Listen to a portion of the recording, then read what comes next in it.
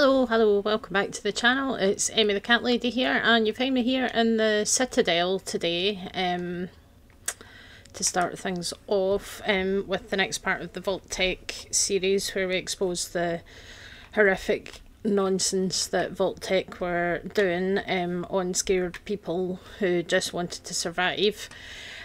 So we're here at the Citadel for the Vault-Tec terminal that they've got here. So today is going to be an interesting one, because we're going to be visiting the vault that is the personal project of one of Vault-Tec's kind of lead scientists, and kind of getting into the stuff that he did. So kind of very unpleasant man. So we're going to look at this terminal, and then I'm going to go back in time on this save file to before we actually did, because you can't really get in here until after you've done the Tranquility Lane quest. But yeah, so we're gonna look at Vault 112. So the maps that you looked at, there's a map in the main room of the Citadel that shows you where all the vaults are. Vault 112 is not included on it, and it was not included on any of the terminals or anything at the Vault-Tec headquarters either. And the reason for that is because it's Dr. Braun's personal vault, and it's a secret project that he created. So we do have some details. So vault number 112, construction date was November 2068, and the ending of construction was June 2074. The vault was intended to have 85 occupants, and the duration was to be indefinite. So the computer control system is quite an advanced system called the Think Machine 3600R, with primary power supply of the sure power geothermal, and the secondary power supply being the extra sure power geothermal. So no dependence on fuel of any kind, no dependence on nuclear power. It's all powered through geothermal power supply. And non-standard equipment: 12 147C robots, caretaker variation, so we'll be meeting them shortly. 85 stasis pods, and list of liquid nutrients detailed in memo 943-B2. So personnel assignments: overseer Dr. Stanislaus Braun, additional personnel blank. Researchers note: due to the nature of the project in Vault 112 and the highly automated systems designed to support it, the vault requires only a single administrator, which is Dr. Braun. Project goals: access restricted. So there's really not much to see about the project goals, and the reason for that, unlike say Vault 101 where we look at the project goal, well, never mind. I don't know if any of them give us project goals. Nope. What about Vault 87? Restricted. Okay.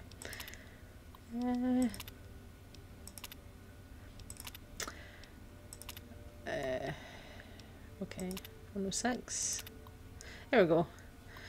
Okay, that's basically a note telling us that it's been redacted. So they really were very secretive about the goals. And then that one, the files corrupt from Vault 108, which is the Gary vault. So, you know, I mean, clearly Vault-Tec knew that what they were doing was questionable, because otherwise they wouldn't have gone to so much trouble to kind of hide the fact that there was experiments going on in these vaults and whatnot.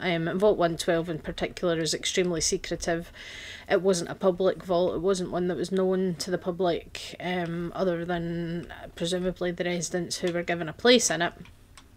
And we'll kind of find out why when we get there. So I'm going to just go and find an earlier save file where we haven't done Tranquility Lane yet, and I'll meet you there. There we go, this will work. So the quest has just popped up to tell me to gain access to Vault 112, which is scientific pursuits. So it's one of these. To be honest, the Gex sounded like pure fantasy, even for someone of Braun's capabilities. It was nothing short of a miracle. terraforming module capable of producing life from complete lifelessness. But not only was this thing a reality, it was actually distributed to several vaults to be used after an atomic war. Vault 101 was, sadly, not on that list. I did some digging and discovered Braun's name on the reservation list for a Vault 112. No slouch, but this man, he could have easily succeeded where I failed. Does his collective knowledge remain within the halls of Vault 112? Journals, holotapes, computer records, maybe even experiments. If I could gain access to just a fraction of Braun's genius, Project Purity would become a reality. Okay.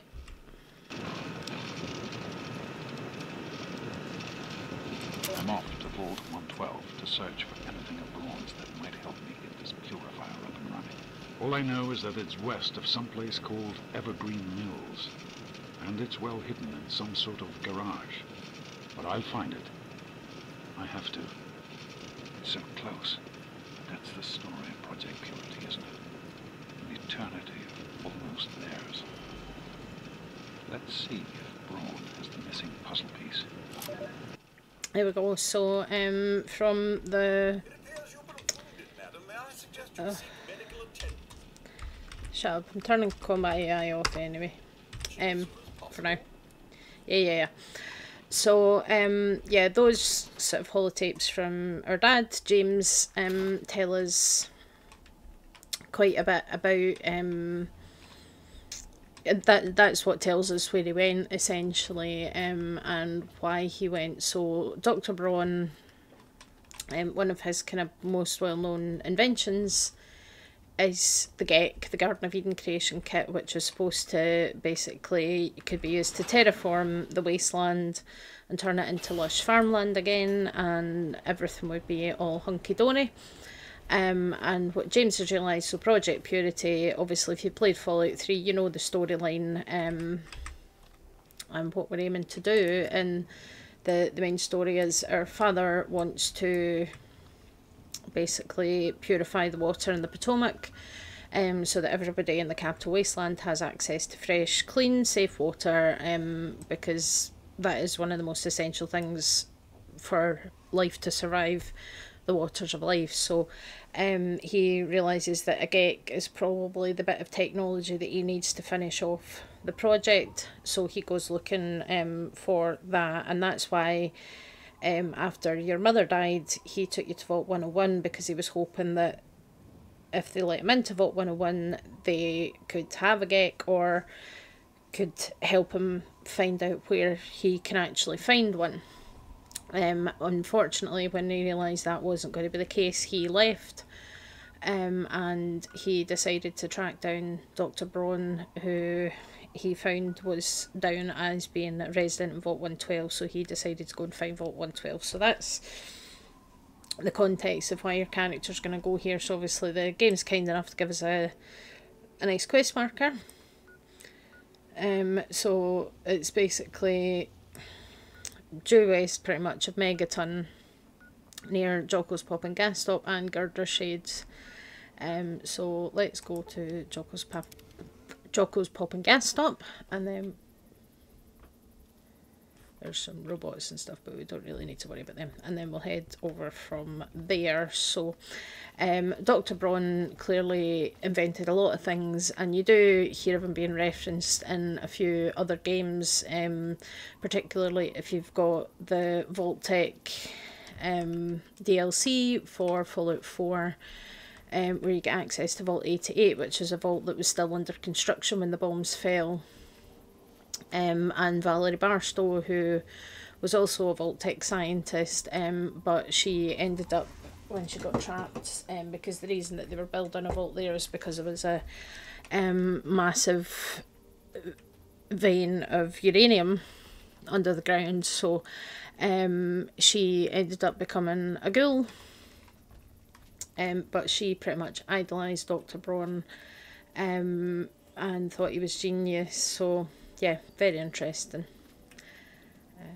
So we've got over there, I can see the robot, and then it's the mole rat, so yeah, mole rats are friends in this iteration of this game. Here we go, Smith Casey's garage. So, you know, it's a garage. Clearly, there is a little military tent and sort of trucks and stuff there. So there's an old military checkpoint just near here, and Red Rocket. So yeah, nothing really. You know, there's nothing here that would suggest that there's a vault underneath this, and that was kind of the point. But we can go inside. Some rad roaches and some mole rats wandering about, so nothing particularly dangerous. The surrounding area here is actually more dangerous because we're near girder shades and there can be death claws wandering. There's also a Nuka Cola Quantum if you're collecting them, and a deceased person who is guarding a Tumblers Today skill book, a lunchbox, and some darts. And hello, hi, friend mole rat. They make horrible noises though. But yes, if you come into this, which was obviously the workshop part of the garage where they worked on the vehicles and whatnot, and you see this on the floor, and then there's a switch here, so press that and I'll head down inside. So again, there's more mole rats and rad roaches around, the usual sort of pests. I've just turned combat AI off because we're not really here to fight, we're here to learn. So open the door to Vault 112 and we'll step further down, and there we go. So some bones here, so presumably somebody discovered this at some point and tried to get in but didn't. So yeah, Vault 112. So I'm going to open the door with your classic Vault-Tec door opening animation, which is always quite satisfying.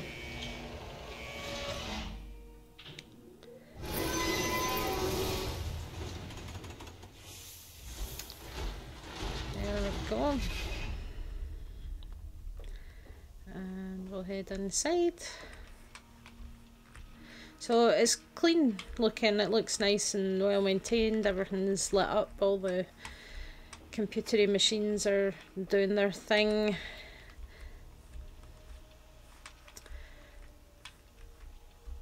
I'll open this door, and this is some storage thingies, I don't know what they're called, storage crates. And then, hello. Welcome to Vault 112, resident. According to sensors, you have arrived 202.3 years behind schedule. Please redress in your Vault-Tec issued vault suit before proceeding. If you have misplaced your suit, I am authorized to distribute a new one. Once dressed, please proceed down the stairs to the main floor so that you may enter your assigned Tranquility Lounger. Here we go. Please find the nearest Tranquility Lounger and be seated. I will in a little while. So yep, this place is managed by RoboBrains. That was the robots, and interestingly the robot said 202.3 years behind schedule, so certainly Take a seat. yeah. Available Tranquility Lounger. The wiki sort of does talk about that perhaps they expect that this vault was closed early, so before the bombs actually fell, which is a possibility. But yeah, so there's no living humans around outside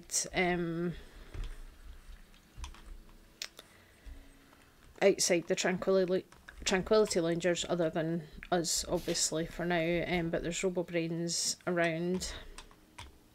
But we'll get into that in a minute. But yeah, you can see all these loungers, and we'll take a look at them shortly. This is obviously just sort of server room, housing the fancy computer that makes all of this work.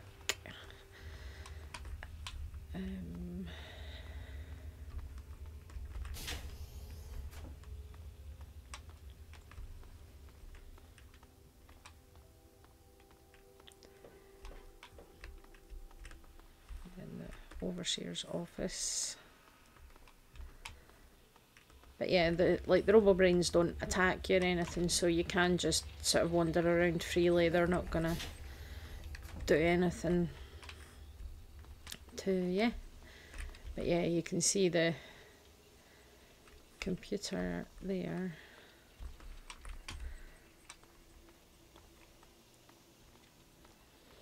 There is a room of supplies somewhere in here, I think. Yeah, equipment room.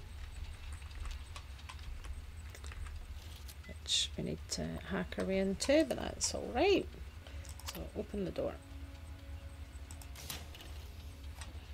Okay, that was a bit weird, but yeah, it says opening the access hatch in the garage, but it's actually opens this door. So this is just a little supply depot. So you've got some stim packs, some chems. Let's put boy light on so we can see. Because there's literally no danger in this vault. Even if you attack the robo-brains, they don't fight back or anything. I've got some grenades, some pulse grenades, an assault rifle, some cigarettes, you know, the essentials. A laser rifle and some microfusion cells. The password for the overseer's room. So we're gonna look around the vault before we actually get into Tranquility Lane and all of that.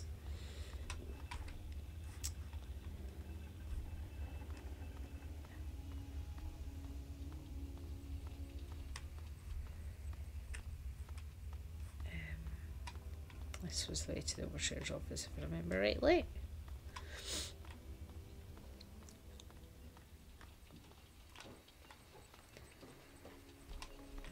There we go. Hello, ma'am. Hello. Don't mind me.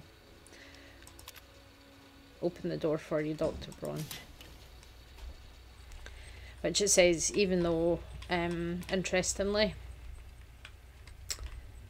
there he is.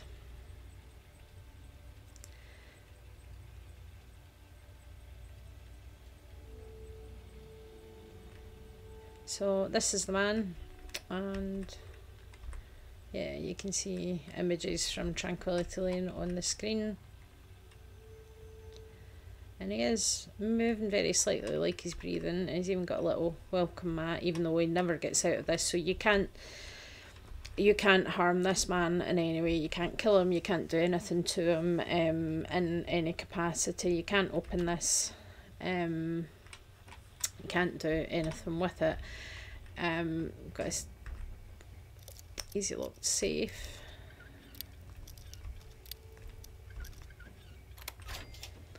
Which has, again, some whiskey, some money, laser pistol. Nothing too exciting.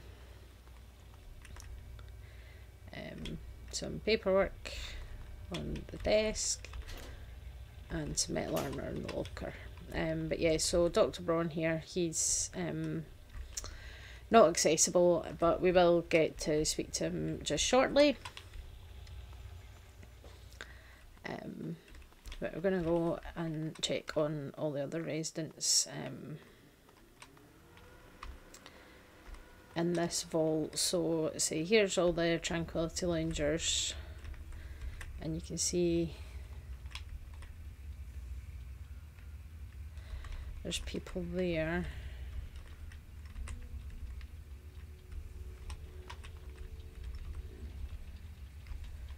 So yeah, you can see that there's people in every single one of these,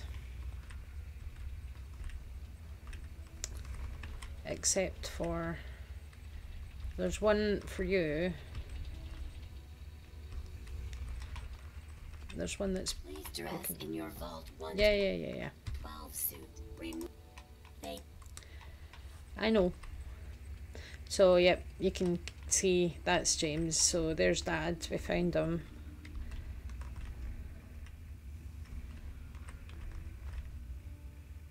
And then yeah, there's a broken one.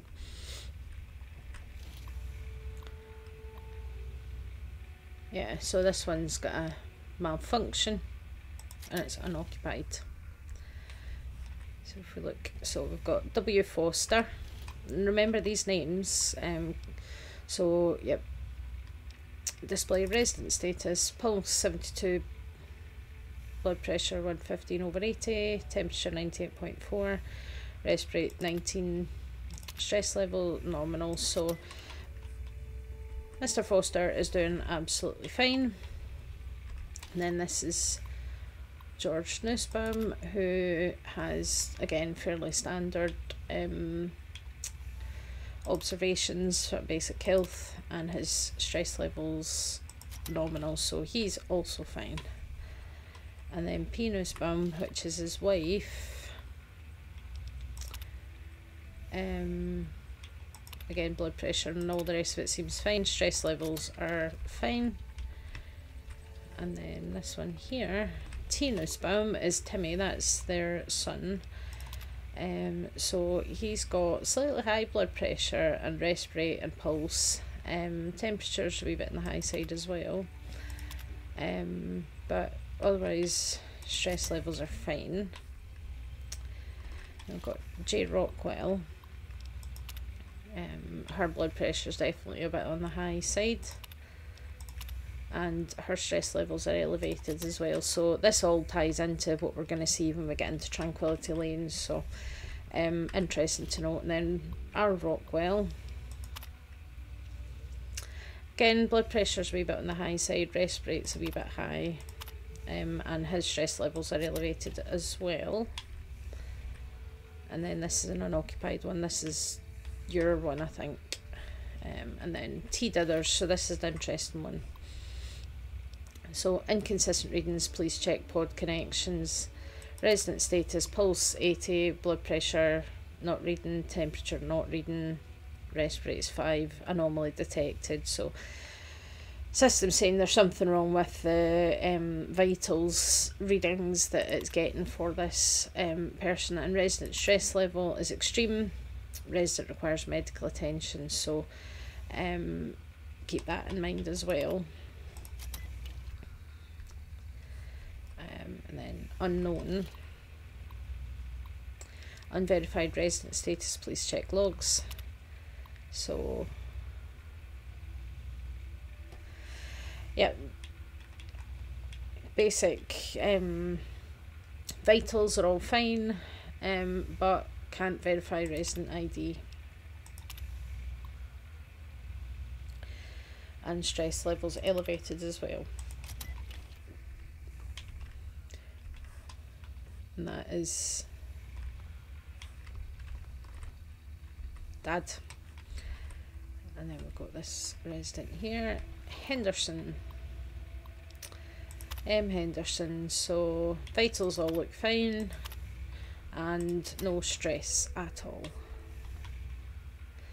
And M. Simpson, so blood pressure's a wee bit high, respirate's maybe a wee bit high, and her stress levels are elevated as well.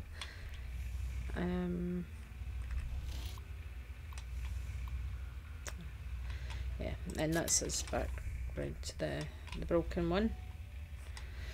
So yeah, you say the computer's kind of keeping an eye on the vital statistics for all the residents in the lounger, monitoring their health and things. So these loungers don't just provide sort of virtual reality, they also have kind of life support systems in place. So these are all original residents. I say there's supposed to be 85, there's only 13 loungers here.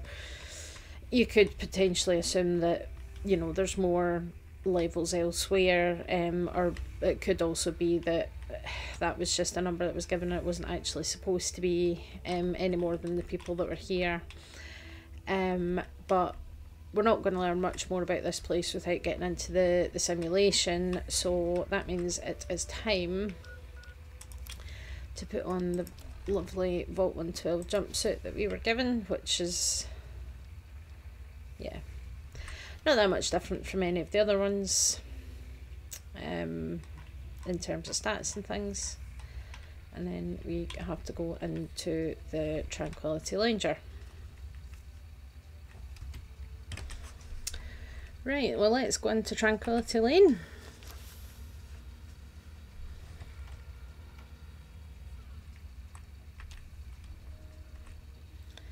We're gonna climb in there.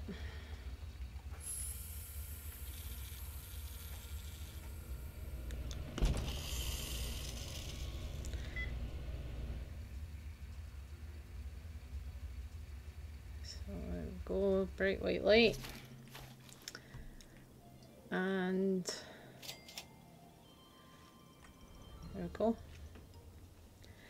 And we're in this fun little black and white world with a very cheerful little song playing in the background. Welcome to Tranquility Lane. Just this perfect, you know, pre-war suburban neighbourhood with white picket fences, lovely big houses, and friendly neighbours. Hello. Say, you should go talk to Betty. She's waiting for you over on the playground. Have fun, sport. Sure. Oh, just teleported over there. So yeah, we wake up here and unfortunately we are not ourselves anymore. We are ourselves as a child. And Pip-Boy, nope, we just have a nice Vault Boy watch instead. So yeah, all a bit disconcerting after the wasteland. You can't access your inventory, you can't loot anything, you can't do anything much other than kind of talking to people and a few other things. So here's Bill Foster. There's Timmy Nussbaum, and yeah, there's a dog called Doc. But yeah, we were told to go and talk to Betty, who's watering these lovely daffodils. Hi there. Hello, Betty. Oh, someone new to play with. What good luck I have lately. Uh-huh. I was just starting to get bored. Oh, we're going to have so much fun. Okay, and who are you? I'm Betty. I live here on Tranquility Lane. Want to play a game? What the hell's going We're on? going to play a game now, silly. That's what's going on. I'm looking for my father. Have you seen him? Gee, I don't know. What's he like?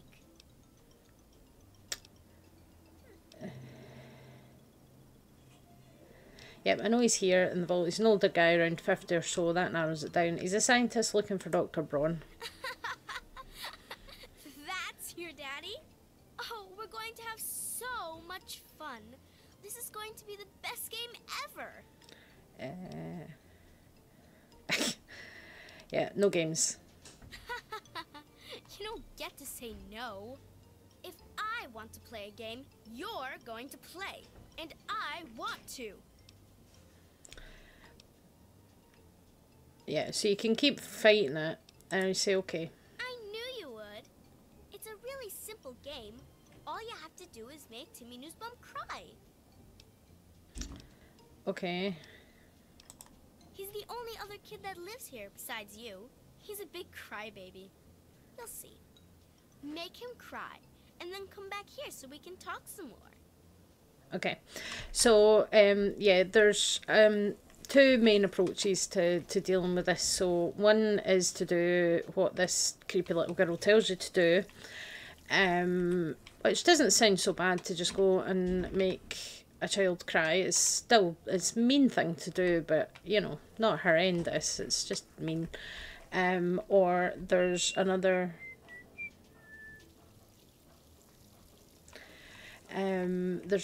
option that we'll get to, but Have you gone to see Timmy yet? oh, shut up, Betty. But yeah, so the thing about it is that, you know, the way the karma works for this quest is very telling. So let's go and see what we can do with Timmy Nussbaum. And notice how she's whistling the tune. That's the tune that we're hearing in the background. So there's a few ways that you can do this with Timmy. You can kill his parents, you can tell him that he's getting shipped off to military school, you can speak to him, or you can mess up his lemonade stand.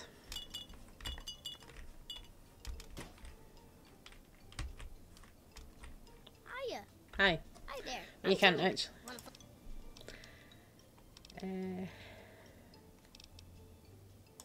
You're a... Okay, that didn't work. You can also... Ow! Quit it! Ow! Stop! Quit, that hurts! No, no! Yeah, that's kind of the most straightforward way, but you can... Okay.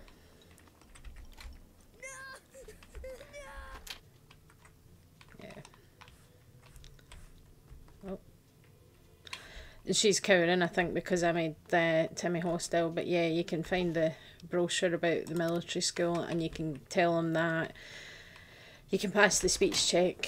That works too. But yeah, he's actually angry, so everybody's running about. That's quite funny. Yeah.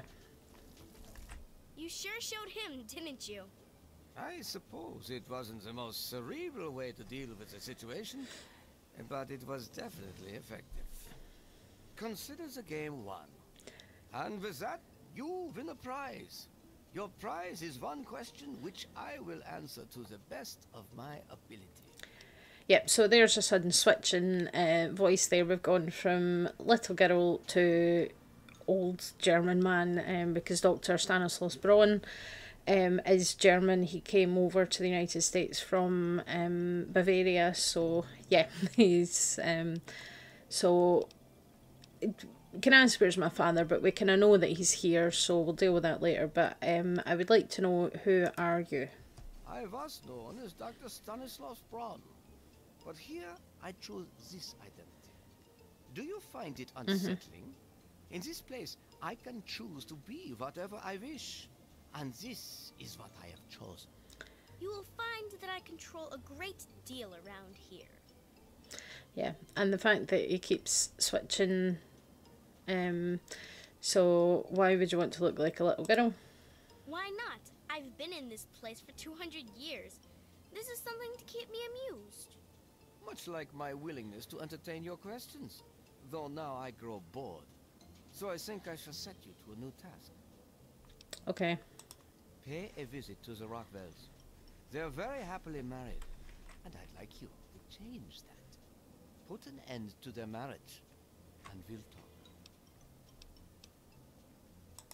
Rationalize it any way you'd like.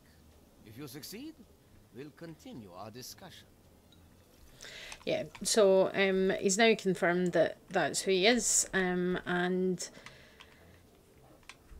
he is basically doing this for his fun and amusement. You're not supposed to be here. It's not real, none of it. It needs to end. The suffering must end. Yep, so at this point, Old Lady Dithers, and if you remember, the name T. Dithers was the one where the computer was saying that the occupant stress levels were extreme and that they needed medical attention. So she basically knows that this is just a simulation and that the people here are just being tortured for Braun's amusement.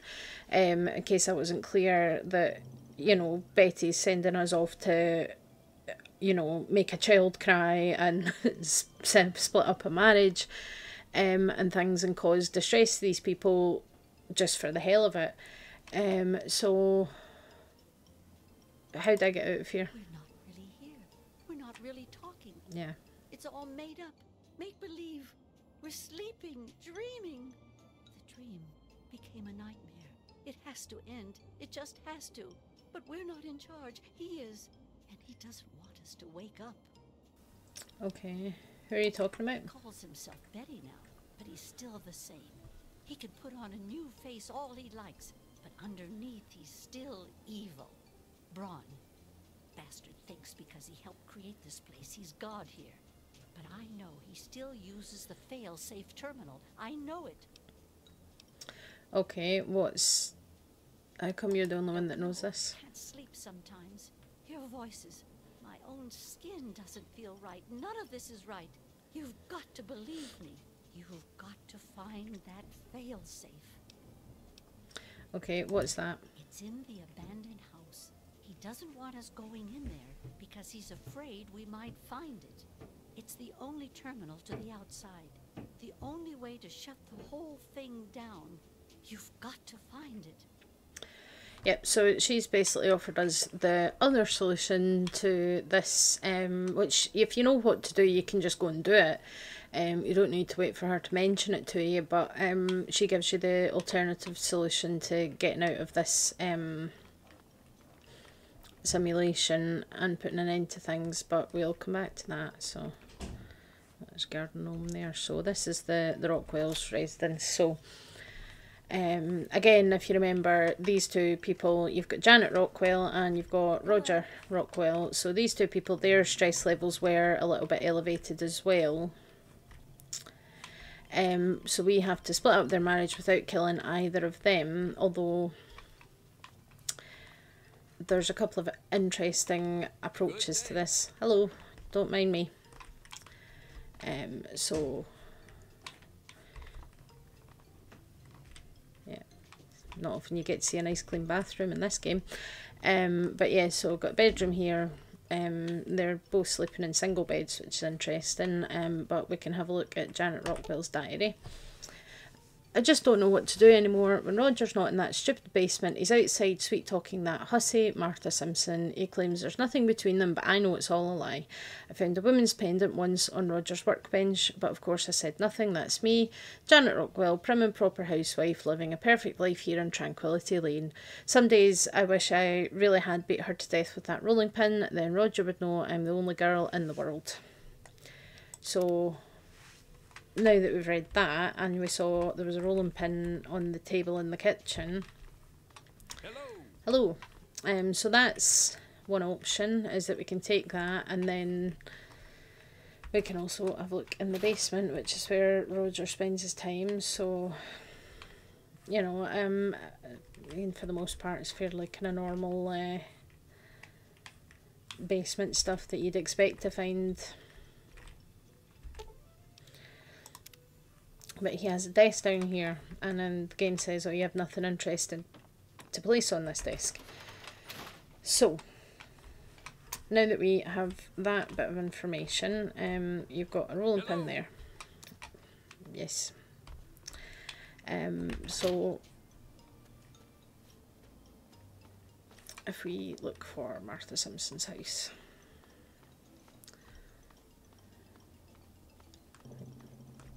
Good day. I think that's hers. Is this your house? Yeah.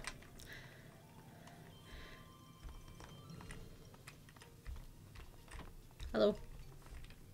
I don't know why you're in this house. Yeah, so it obviously just looks like the normal kind of sexy sleepwear, but lacy underwear, so you can take that and you can put that in Roger's desk and then tell his wife about it. So that's the less violent option. Hi, Martha. Mabel, I meant to ask you. Have you seen the new Rockwell? Let's go back into the Rockwell residence. So let's take rolling pin.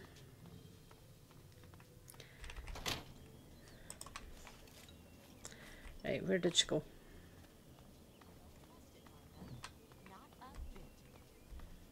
There's nothing to worry about, right? It's perfect. Is that really necessary? Good riddance. Okay. So, yep, we can do that, and then we go back here. Where is Roger? Hello. Good day to you. Bad news, Roger. Your wife is a psychopath. What are you talking about? Martha Simpson is dead. Janet killed her. Look, here's a rolling pin. But Janet would never... I mean, I know she was upset, but I thought she was over it. How could she do this? Okay, oh, sorry, I'm in the way. I'll let you... My God. Janet, what have you done? What on earth are you talking about, Roger? How could you? How could you do that to her? Had you lost your mind? Roger, stop it. You're scaring me. You should be in a sanitarium or a prison. You're out of your damn mind. You just stay away from me, you hear me? So, yep, we've lost more karma. And we broke up their marriage without killing either of them. That doesn't mean we didn't kill anybody, we just didn't kill either of the Rockwells. So let's see what Betty / Dr. Braun has to say about that. Quite a clever interpretation of the rules. I'll have to reset the system to restore Martha, but it's well worth the effort. You have taken a far greater interest in these little games than your father did. He found the whole thing beneath him. Yeah, so basically, if you kill people in this simulation, it doesn't really matter. He just has to reset them and bring them back. But yeah, so... You have amused me thus far, but I still don't think you're quite in a position to be demanding anything. Still, I suppose you've earned the right to some further answers. What would you ask of me? Okay, again, we know the answer to this, so what is this place? Tranquility Lane was designed to be a home away from home. A new way of sustaining life after the apocalypse. Vault 112 was the prototype. We never had time to build others. As the designer of the simulation, I was given special access. Everyone else here is only subconsciously aware of the artificial reality around them. Their conscious minds accept it as fact. Okay, why haven't you left? I have no desire to leave. Here, I wield more power than I could ever hope to in the outside world. And I use that power to amuse myself. Now, for instance, you will do as I ask yet again, because I have power over you. Okay, fine. Oh, come now, show some enthusiasm. There are fewer rules this time. I'd like to see just what you're capable of. I'd like you to kill Mabel Henderson. Please put some effort into it. Do something creative. Beating her to death won't impress me. Okay. Music to my ears. Yeah. So now he's just straight up like, yep, go and kill this person, but you have to do it in a creative way. So let's see what we can do. Hello. Hello. So there's a few... okay.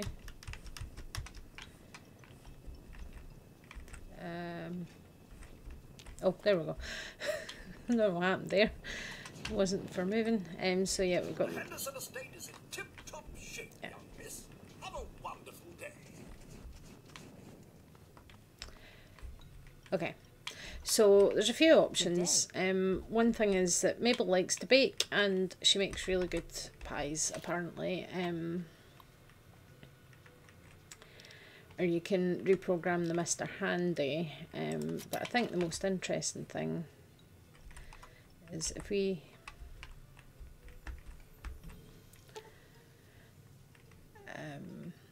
so this old gas oven could be tampered with to knock the pilot light fixture loose, but that could be really dangerous. So, fiddle with the pilot light. Smell of gas fills the air. So then we'll go out and speak to Mabel. Good day to you. Hello. I heard you make really tasty pies. Can you make one for me? Sure I can, sweetie. Let me just go. And run. So we're just going to go and hide in this corner and watch.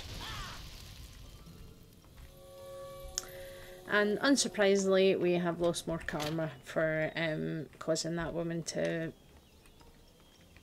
burn herself to death. Oh, Right. Mabel. Always good for a laugh. Okay. Appliances certainly can be dangerous, can't they? Sure. You are most resourceful, and you certainly do get results. You have exceeded my expectations. Okay. And now, we come to the last tasks that I have for you. Succeed, and you shall be granted whatever you wish. Okay. I think you'll find that I've been quite honest with you thus far. You have no discernible reason to mistrust me. In the doghouse, out behind the abandoned home, are a mask and knife. Don the mask and become the pint-sized slasher. Use the knife to eliminate all the residents of Tranquility Lane. Okay, who's the pint-sized slasher? He is a figure of myth, born of old campfire stories.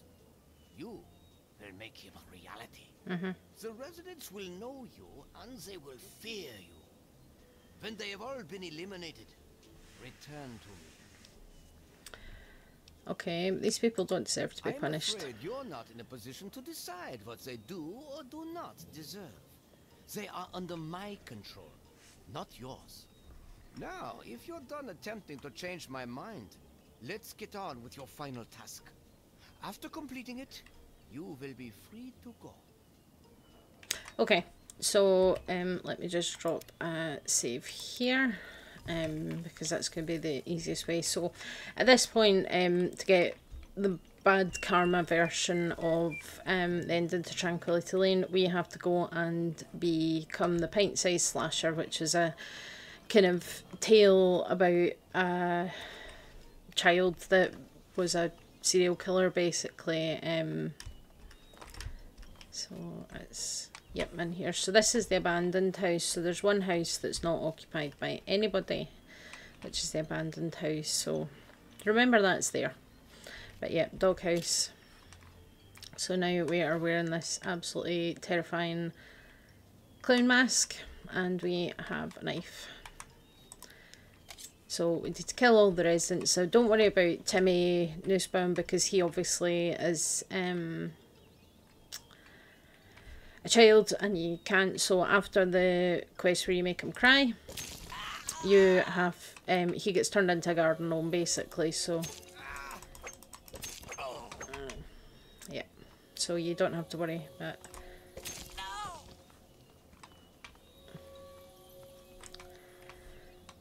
so once you kind of start your killing spree, the residents do tend to make a run for it.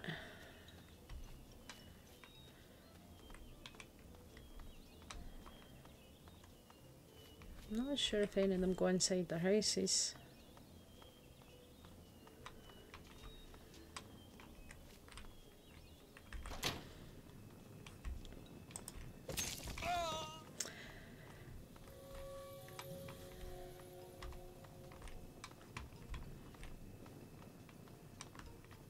What is that? Yeah, okay.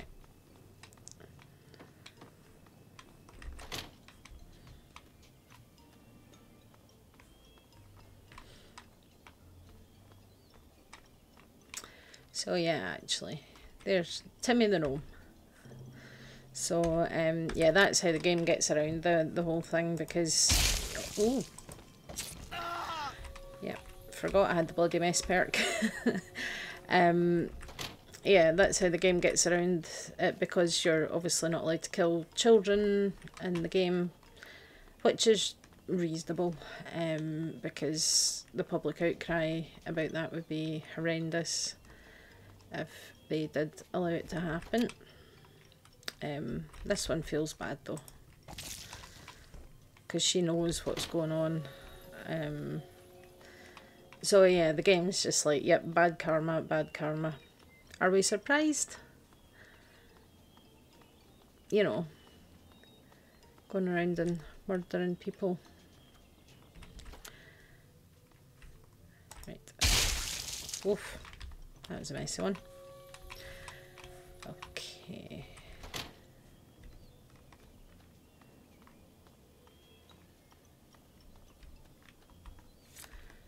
So. Well, most enjoyable. Most enjoyable indeed. I haven't felt this exhilarated in years. Right, let me go. Yes, yes. I suppose you've earned the right to do as you like. I shall miss your company. This has been a simply wonderful time. The door is now open. Through it you may return to the real world, and whatever inferior existence you have there. Yep. So, and then suddenly a door materializes. I've given you permission to leave. I'm even being so gracious as to allow your father to exit as well. Yeah. So, you didn't get asked to kill the dog because the dog's not a resident either. In case you didn't know, the dog is dead. So, presumably, when Braun got bored of him, he just turned him into a dog so that he couldn't speak or communicate or anything. So, yeah. So that's kind of the bad ending. So if we... Oh, we can't do that. Yep, okay, let's leave. So then we wake up in our Tranquility Langer, and you can see Dad's opens up over there. It does take your headgear and stuff off. Hello. You've saved me. Yep. I was afraid I'd be trapped in there forever. Oh, it's so good to see you, but what are you doing here? Looking for you. Well, I'm glad you did. This certainly wasn't how I expected things to turn out. I wasn't ready for Braun, or I might have fared better. It certainly is. It's nice to feel that I'm on two legs again. And thanks to Dr. Braun, I know that Project Purity isn't lost after all. Okay, what did you learn? I was right about Braun. The technology he developed is unstable, even dangerous. But it can be adapted for Project Purity. I need to return to Rivet City and talk with Madison. If we can find a Gek, we can... Okay, you're going back there now. What I've learned, I'd like you to come with me. I'll catch up with you. Really? Coming all this way after? I'm going back to Rivet City. Yep, I'll meet you there. Yep, so... Yeah, that's obviously all kind of plot, chit-chat and stuff, but if we have a look... We're now on neutral because I was good karma before starting Tranquility Lane there. So that's brought us down to neutral. So if you stayed at neutral and you do all that, then you're going to end up with evil karma as well. So yeah, because the thing about it is that these people that are still in there, they're not dead. When you kill them in the simulation, they can be reset and brought back to life and have their memories wiped and all the rest of it. So these people are basically stuck here being Dr. Braun's playthings until this place eventually, you know, shuts down or the planet explodes or whatever, you know. So potentially could be stuck there for quite a long time, just being tortured over and over again. So let's now reload that save and we will go and do the good ending. So you can do this at absolutely any point once you get into Tranquility Lane.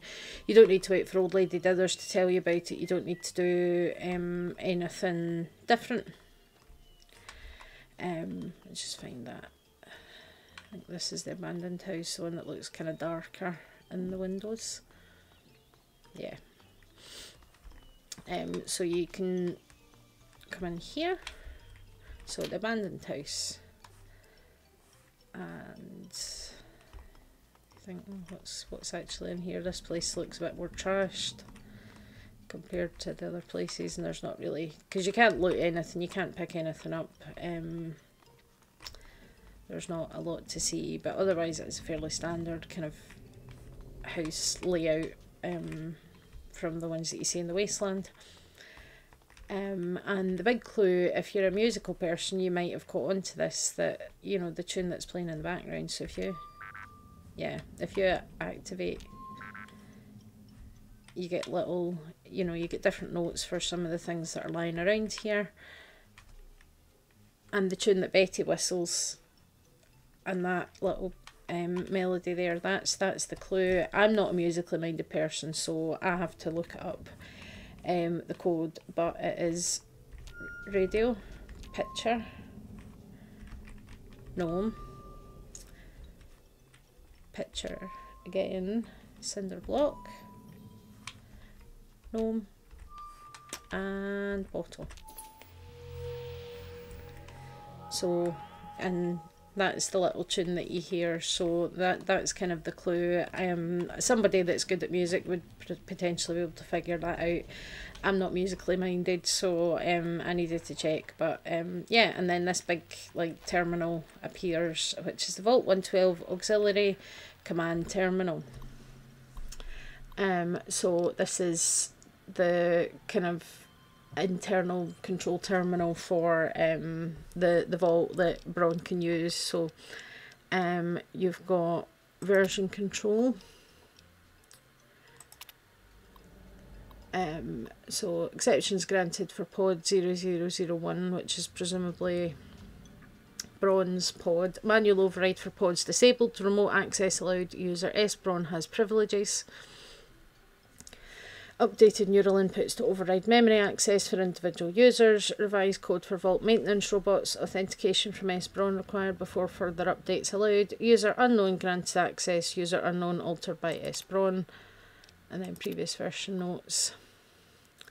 So all previous versions wiped. Authorization S. Braun, and then 6/11/12. So presumably that's the 11th of June 2212. So he's been in Tranquility Lane for quite a long time then.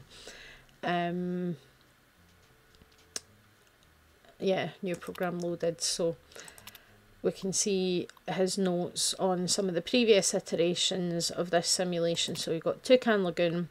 I've finally come to the realisation that the Toucan Lagoon simulation has run its course. I'm tired of the beating sun and ceaseless pounding of the lagoon's waves upon the shore. I no longer take pleasure in watching Simpson wither away from scurvy or hearing Nussbaum's screams as he's devoured by the Mako shark. I am quite simply bored. It's time to reset the simulation once again. So that suggests that this isn't the first one, but possibly the ones before this had been removed. And then he says, I haven't been skiing in ages. So then we go to the slalom chalet. Yesterday, Dither slipped on the chalet's icy stairs, went airborne, and managed to impale herself on the wrought iron fence. It was spectacular and completely and utterly random. Is there anything more sublime than that bold crimson on fresh fallen snow? It was almost enough to make me reconsider a change of scenery, but not quite. 23 years is a long enough vacation in the Swiss Alps. I long for something more domestic. So, if you hadn't already guessed that Dr. Braun, so there's a reason that he's Vault-Tec's chief scientist, because he is sadistic and narcissistic and sociopathic. He does not care about the effect that things have on other people. He's only interested in amusing himself and entertaining himself at the expense of these real people. These are real people that are going through this, you know, and they don't really know it's a simulation, but they're still going to be suffering indefinitely, essentially. So then we get to Tranquility Lane. I have surprised myself. I find Tranquility Lane comforting. Although distinctly American, it somehow reminds me of Cronach, the town of my childhood.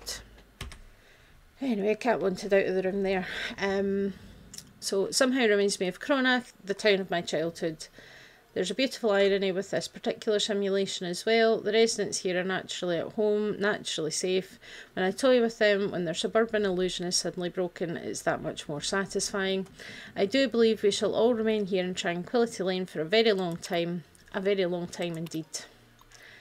So yeah, and from the dates and the version control, it does seem like it, because if that was 2212 and we're now in 2277, that is 65 years, if my math is correct. So, long time. But, yeah. So, Chinese invasion program. So, this is the failsafe that Lady Dithers mentioned. So, failsafe program documentation. Dr. Braun, here is the revised code for the military training program you've expressed interest in. I'm not sure exactly what you want with it, and I again stress that this program was never designed to be run with civilian equipment. Frankly, I don't expect any system you have access to can even run it, but if you can run this program with the failsafes off as requested, Your real world test subjects will die if killed in the simulation. It goes without saying that officially I denied your request, General Constantine Chase. So if you've done Operation Anchorage, that name will be familiar to you, and also Fort Constantine, which is in the Capital Wasteland, where you get the power armor. If you do the quest, you got to shoot them in the head and get all the keys and things. You can go to Fort Constantine and get the power armor and stuff. But yeah, so this is the thing. Your real world test subjects will die if killed in the simulation using the, you know, with this fail-safe program, which is similar to what's told to you about the simulation that you go into in Operation Anchorage, that if you die in the simulation, you die in real life. Which is, it's a trope that shows up now and again. You know, Sword Art Online was an anime that used that trope as well, that, you know, you had this sort of really, went beyond kind of virtual reality, but, you know, sort of full immersion, that all your senses and things are affected in the virtual reality, but if you die there, that you would die in real life. So yeah, the Chinese invasion military training program. Purpose: simulate a communist incursion on US soil. New protocols enacted: disable safety protocols 1 to 6, override target acquisition. Warning: test subjects will experience real world termination, proceed with extreme caution. And then we can get Dr. Braun's thoughts about it. So there are days I consider finally pulling the plug, as it were, and putting a permanent end to both this simulation and my life. That is the reason I requested installation of General Chase's Chinese invasion program. After all, by disabling the safety protocols, I have ensured that each subject in Vault 112 will physically die if their in-simulation avatars are killed. Real world death, end of simulation, the perfect fail-safe. At least it would have been if not for my own misjudgment. I knew when the simulation first went online that the secondary safeties, those established for all Vault-Tec and military personnel, would prevent my own real-world demise in the event of a fail-safe execution. In the end, I would kill the subjects and save myself. I wouldn't want it any other way, or so I thought. It's true the fail-safe would scare the living hell out of every resident in Tranquility Lane and lead to their brutal deaths, but then what about me? I have no ability Let me try that again. I have no ability to disable my own safety from within the simulation, and any other avatars I could create would be driven by the simulation's AI routines, not actual living, thinking human subjects. Where's the fun in tormenting a machine? And so the release of the real world subjects is more than they deserve, more than I could bear. They'd be dead, and I'd be left here in Tranquility Lane, all alone and tragically bored for all eternity. I can think of nothing more unacceptable. So, pretty clear kind of from there that basically the way it's been set up is that, you know, the fail-safe, if that was triggered, the Chinese invasion program, it would kill all the other people but not him. So he would be left completely alone, and he wouldn't be able to do anything about that. He wouldn't be, you know, he doesn't have any way of ending his own life, or getting out of his Tranquility Lounger or anything like that. He's basically stuck here forever. Well, all the other people die, and he would then have nobody to torment and nobody to do horrible things to. So, you know, again, even through all this, he's not thinking about anybody else other than himself. But if you do this, we gain karma. Because these people have been tormented by this man in this simulation for 200 years. So, you know, letting them basically die for good is considered the good ending. So, basically, a bunch of Chinese soldiers have appeared, and I've turned combat AI off so they're not doing anything. Yep, that makes sense. But yeah, so they basically come in and kill everybody.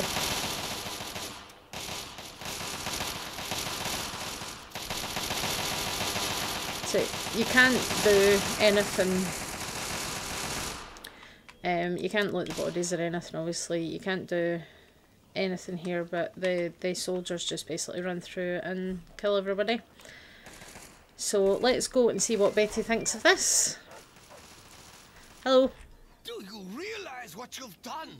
You've triggered the failsafe, ruined everything. The subjects will die, and I'll be stuck here in this hell alone. You ruined everything. Everything. Yeah. So you can just like shut up and answer my It questions. is not over. It is not over until I say so. Do you understand me? I just want things to go back the way they were. So yeah, you can exactly who you are. Why do you torment me? You know who I am. You know that I am really Dr. Braun. That I created this place. And now I'm trapped here. It's all your fault. Yeah, notice how he switches into the little girl's voice when he wants you to feel sorry for him. Tell me about the Gek. The Garden of Eden creation kit. It was for terraforming, for restoring the world after a nuclear disaster. Unstable technology, and ultimately boring. Why remake the old reality when instead you could create any reality you choose? Yeah, so this is what he basically decided was better. So tell me about Tranquility Lane. You know this was my perfect simulation, my exquisite creation. And now you've ruined it forever. Sure. Bye. Run along now. Yeah. So obviously not happy that he's going to be left alone here with absolutely nobody for company now and nobody to torment. So yeah. Oh yeah, of course. Boy. So now we can exit the Tranquility Langer. And apparently one of the Chinese commandos was knocked out, so that's interesting. I forgot how purple I made my hair in this save. Saved me. Yeah. Well. Yeah. I'm fine. No. I need. Yes. Okay. I'm not going. I'm busy. I'm going back. Yeah. Have to go. Cool. So now if we look at our stats, and yeah, very good. So we've maintained our good karma, if that's what you want to do. I mean, one thing about Fallout 3 is that actually in terms of karma, you're often better off staying at neutral karma because you don't get like the Talon Company coming after you or the regulators coming after you, and you can you know, you can kind of make use of the impartial mediations, the perk that I think it's impartial mediation, where you get extra speech skill points if you're at neutral karma.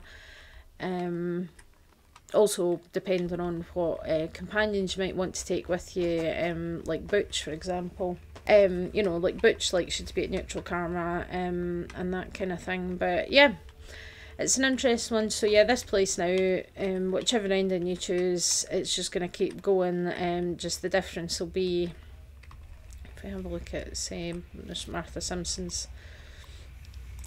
So resident status, pulse 0, blood pressure 0, temperature 85, which is basically getting close to room temperature, and respiratory rate is 0. So stress level, no reading, immediate medical attention. In other words,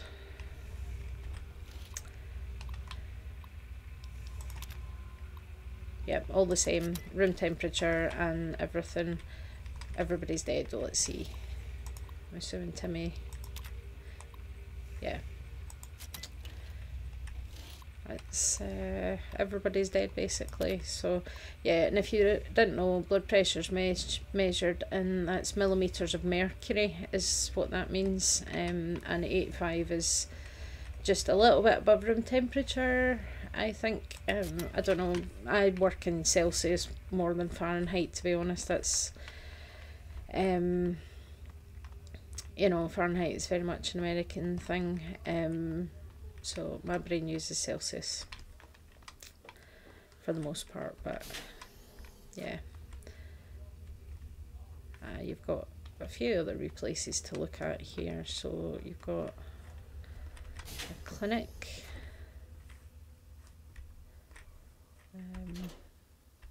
There's some random bits of armour and stuff that are in the lockers here.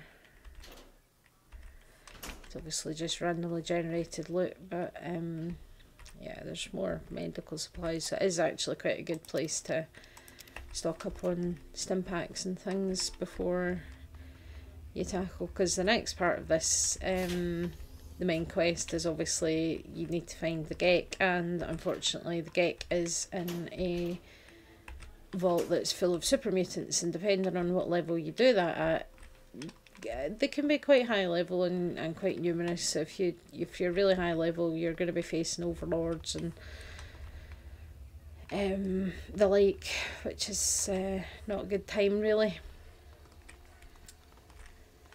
But yeah, that was Vault 112. So it's a personal kind of pet project of Dr. Braun. So the vault's maintained by these robo-brains.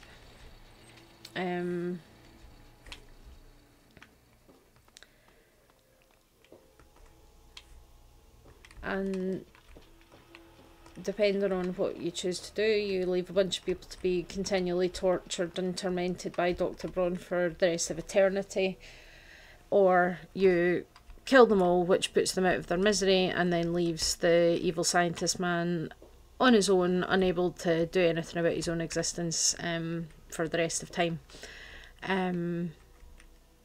which, you know, is more than he deserves really. Because Dr. Braun is pretty obvious, he's quite sadistic. He likes, you know, making these people get injured in horrific ways, and, you know, just general mental torment and all sorts on them just because he thinks it's fun. So yeah, Vault 112 was definitely not a nice place to be a resident. There's worse vaults out there for sure, but still, you know, not great. But that was Vault 112, so it's one of the important ones for the story of Fallout 3, because that's obviously, this is where you find your dad. As he was looking for Dr. Braun, well, Dr. Braun's notes and things, but what he found instead was Dr. Braun, and then he got himself trapped, basically. And the vault, so you managed to come to his rescue, and then he's like, right, we need to go, we need to find, oh, there we go, punch that red roach. Yeah, so he's like, no, we need to go, we need to find the Gek, and so he goes straight to Rivet City to see Dr. Lee, and then you go there, and that starts the next kind of step where you get into the Jefferson Memorial and clear out the super mutants, and then you're sent off in search of a Gek and all the rest of it. So that was Vault 112. Hopefully you found this interesting. I'm just going to turn combat off so I don't get murdered while I'm talking. So hopefully you find that interesting. Certainly in terms of characters, Dr. Braun is quite an interesting one, and he's obviously, you know, there's a lot kind of referring to him, given that he's one of Vault-Tec's kind of key scientists. So he's probably behind a lot of the different experiments and you know, the kind of things that Vault-Tec have done to their paying customers and their residents over the last couple of 100 years. A lot of it is kind of his idea, and he made the Gek, which all in all is an amazing piece of technology. But the problem is he's like, no, it's boring, why remake the old world when I can just go into a simulation and create whatever world I want and do whatever I want. So yeah, that's an interesting one. And if you've not played Fallout 3, I would absolutely recommend it. It's you know, don't listen to what certain people say about it online. It's really interesting experience. It's, you know, quite harrowing and quite spooky sometimes. You know, it's something that Fallout 3 does really well, is giving you this kind of atmosphere of, you know, being in danger all the time and, you know, fear, but also encouraging you to just go and explore the environment. You know, like, we're obviously here, but if you turn your compass around, there's something in that direction, there's another thing in that direction. So, you know, you can look at the landscape and you can just explore, and it's definitely worth your time. It's definitely worth your time. But yeah, hopefully you find that fun and interesting. I'd, as always, love to hear your thoughts on things, and hit the subscribe button if you want to see more, and I'll see you soon. Bye.